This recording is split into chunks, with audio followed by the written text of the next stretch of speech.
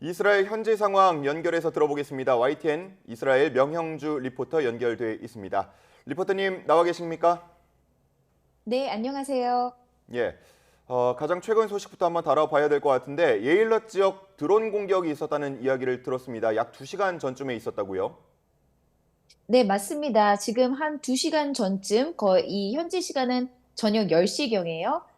이 예멘 후티 반군이 보낸 것으로 추정되는 드론이 홍해 쪽으로 날아와서 이 홍해에 주둔하고 있는 이스라엘 해군 전함에 의해서 요격이 됐다라고 얘기를 하고 있습니다. 그래서 이 해군 전함에는 이 이스라엘의 주로 미사일 요격 시스템으로 사용하고 있는 아이언돔이 탑재되어 있는데요.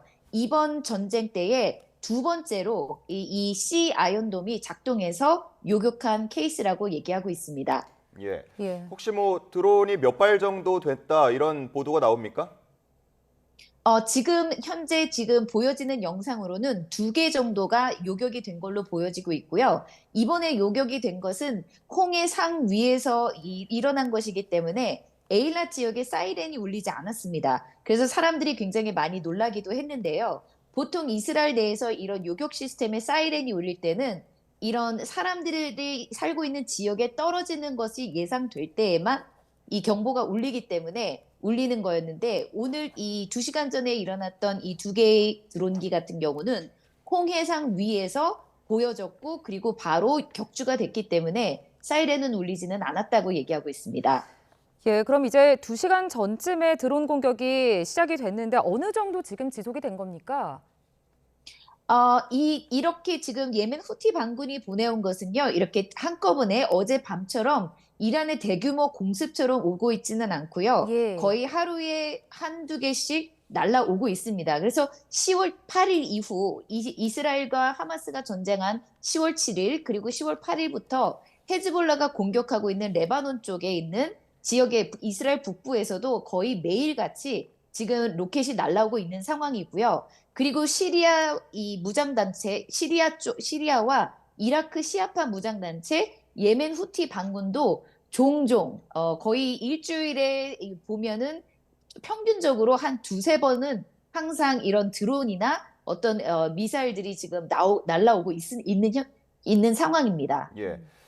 첫 공격 개시 시간을 그때 전해주셨을 때도 밤 10시 반 정도로 말씀을 하셨던 걸로 기억하는데 이번에도 비슷한 시간이었던 건가요, 그러면? 네, 오늘 저녁도 지금 10시 반에 일어난 상황이고요.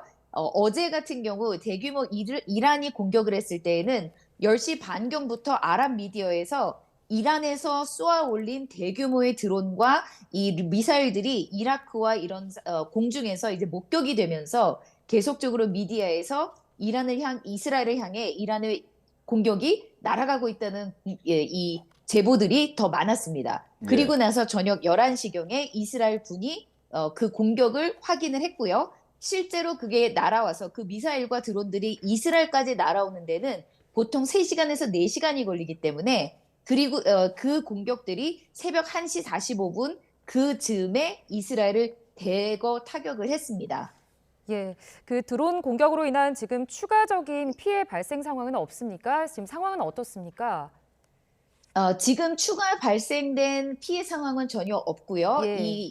어제 밤에 일어났던 공격 이후도 몇 번씩 지금 골란고원과 그리고 이 남쪽 지역에서도 이렇게 드론 공격이 있었지만 대부분 다 요격을 하고 있기 때문에 이 실제로 이스라엘에 생활하는 데에서는 거의 피해가 없습니다. 예, 그렇군요. 어쨌든 뭐 추가적인 공습으로 인한 피해가 적다고 하니까 다행인데 이 피해가 적었던 이유는 앞서서 말씀하신 아이언돔이 제대로 작동한 거다라고 보면 될까요?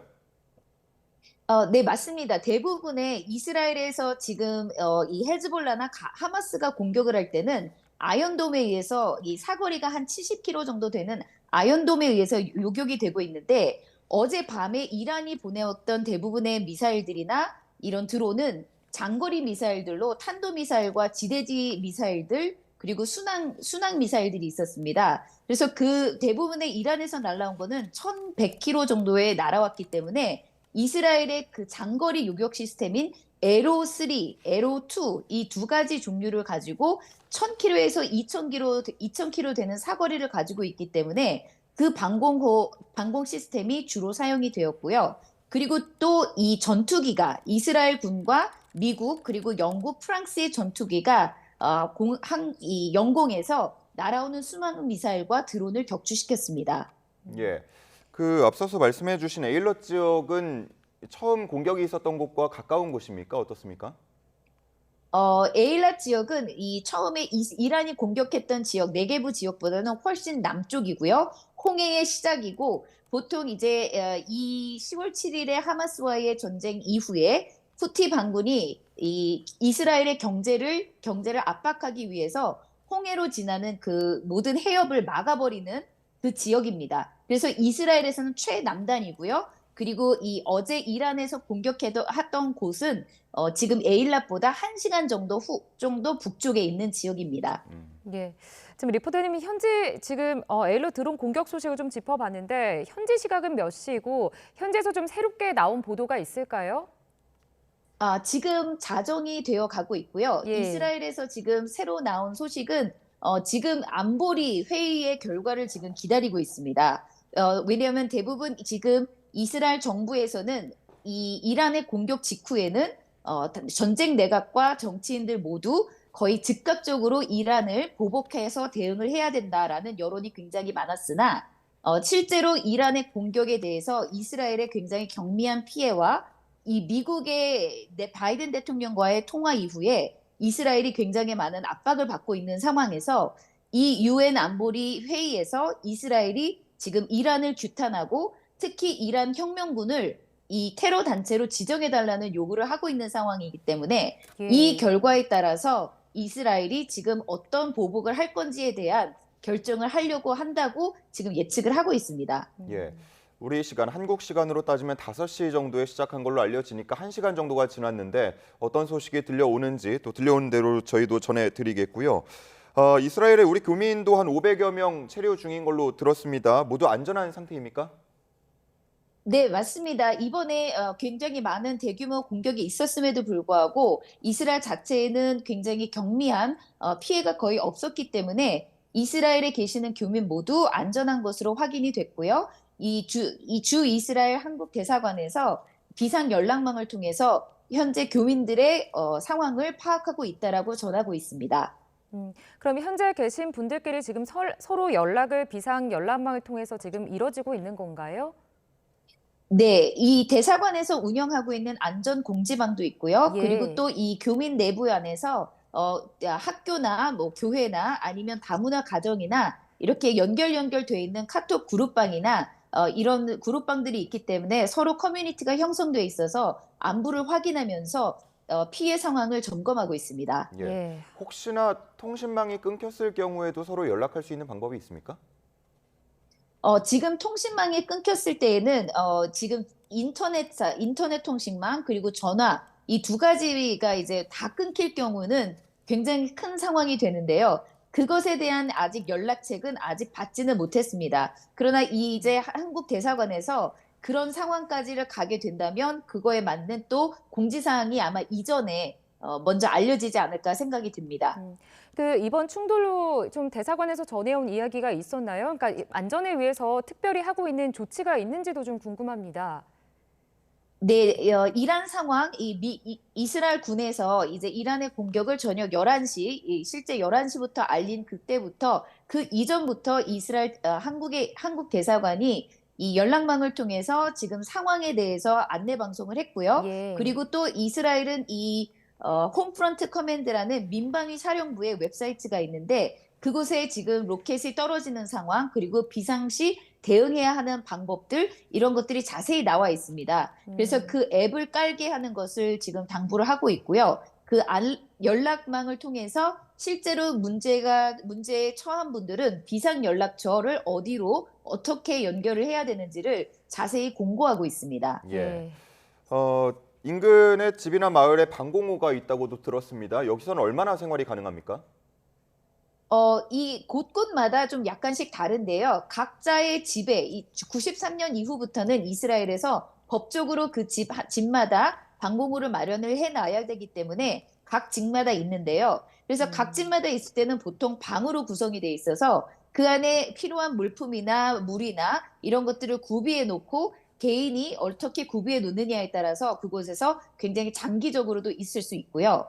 93년 이전에 지어진 집들 같은 경우는 보통 그 건물 아니면 그 동네에 사람들이 갈 수 있는 방공호가 마련이 돼 있고요. 그 방공호는 주로 그 안에 화장실 그리고 전력기 이런 것들을 구비해 놓고 있다고 얘기하고 있습니다. 예, 그러면 이제 추가로 공격이 감행이 된다면 그쪽으로 좀 대피하는 게 가능한 상황입니까? 네, 저희 집 같은 경우는 저희 개인적으로 이 동네는 집들이 지금 나중에 지어진 집이기 때문에 예. 저희 같은 경우는 바로 방공호 방 안으로 들어가면은 저희가 안전한 장소로 대피할 수 있습니다. 예. 예, 그렇군요. 이란의 수도 테헤란의 이맘 호메이니 국제공항, 현지 시각 15일까지 모든 비행기 운항을 중단했다는 소식인데 추가 공습에 대비했다고 봐야 할까요? 네, 맞습니다. 왜냐하면 이스라엘의 지금 많은 정치인들, 이 내각 안에서도 즉각적인 보복을 해야 된다, 말아야 된다, 시간을 두고 봐야 된다라는 이런 의견들이 있기 때문에 지금까지는 24시간 안에 이스라엘이 이란을 대응을 해야 한다라는 이 전쟁 내각 안에서의 소리도 있었습니다. 그렇기 때문에 아마 그것을 염두에 두고 이란도 지금 조심하는 것이 아닌가 추측을 할 수 있습니다. 저희가 지금 전에 듣기로는 뭐 대국민 행동 지침이나 휴교령도 내려졌다고 알고 있는데 현재 이건 좀 해제가 된 상황일까요?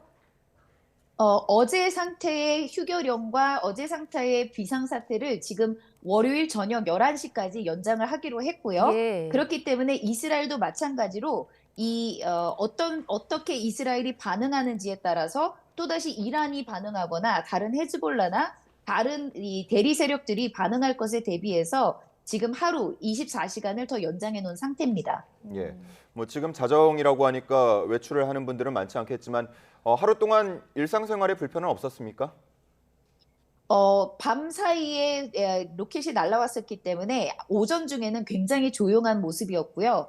그리고 오후가 되면서 차차차차 사람들이 거리에 나오는 사람이나 또 옆에서 인근에서 이루어지고 있는 공사 현장들이 일상이랑 똑같이 회복되는 것들을 봤습니다. 그래서 굉장히 조용하고는 있지만 이제 일상적인 생활들은 계속 이어나가고 있는 것으로 보입니다.